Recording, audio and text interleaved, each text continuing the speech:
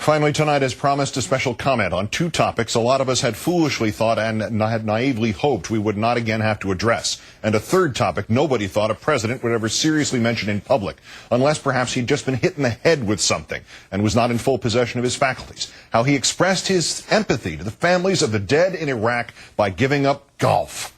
The president has resorted anew to the sleaziest fear-mongering and mass manipulation of an administration, of a public life dedicated to realizing the lowest of our expectations. And he has now applied these poisons to the 2008 presidential election on behalf of the party at whose center he and Mr. McCain lurk. Mr. Bush has predicted that the election of a Democratic president could, quote, eventually lead to another attack on the United States. This ludicrous, infuriating, holier-than-thou, and most importantly, boneheadedly wrong statement came yesterday during an interview with Politico.com and online users of Yahoo.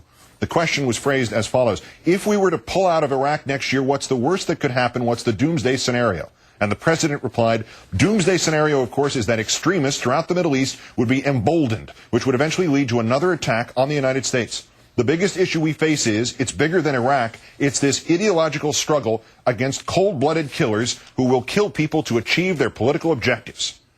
Mr. Bush, at long last, has it not dawned on you that the America you have now created includes cold-blooded killers who will kill people to achieve their political objectives? They are those in or formerly in your employ who may yet be charged someday with war crimes. Through your haze of self-congratulation and self-pity, do you still have no earthly clue that this nation has laid waste to Iraq to achieve your political objectives? This ideological struggle you speak of, Mr. Bush, is taking place within this country. It is a struggle between Americans who cherish freedom, ours and everybody else's, and Americans like you, sir, to whom freedom is just a brand name, just like Patriot Act is a brand name, or Protect America is a brand name. But wait, there's more. You also said Iraq is the place where Al-Qaeda and other extremists have made their stand and they will be defeated. They made no stand in Iraq, sir. You allowed them to assemble there. As certainly as if that were the plan, the borders were left wide open by your government's farcical post-invasion strategy of they'll greet us as liberators.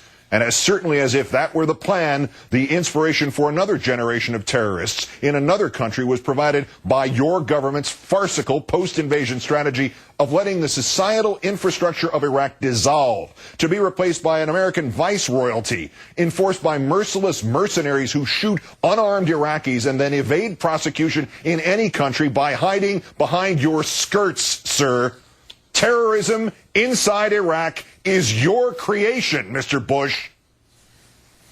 It was a Yahoo user who brought up the second topic, upon whose introduction Mr. Bush should have passed or punted or gotten up and left the room claiming he heard Dick Cheney calling him.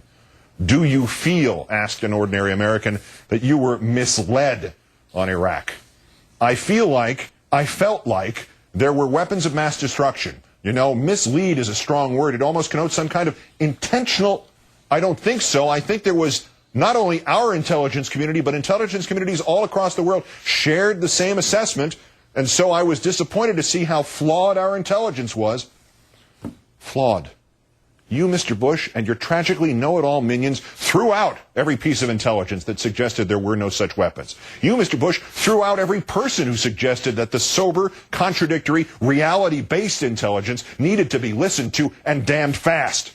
You, Mr. Bush, are responsible for how intelligence communities all around the world shared the same assessment. You and the sycophants you dredged up and put behind the most important steering wheel in the world propagated palpable nonsense and shoved it down the throat of every intelligence community across the world and punished everybody who didn't agree it was really chicken salad. And you, Mr. Bush, threw under the bus all of the subsequent critics who bravely stepped forward later to point out just how much of a self-fulfilling prophecy you had embraced and adopted as this country's policy in lieu of, say, common sense.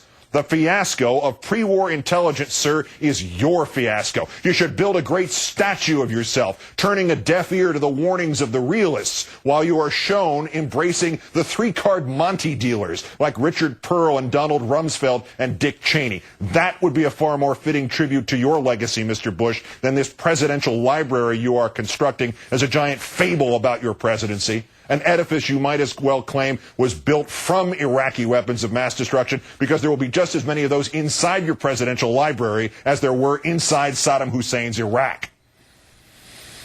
Of course, if there is one overriding theme to this president's administration, it is the utter, always failing inability to know when to quit when it is behind.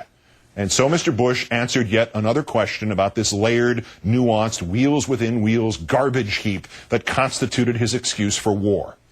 And so you feel that you didn't have all the information you should have, or the right spin on that information?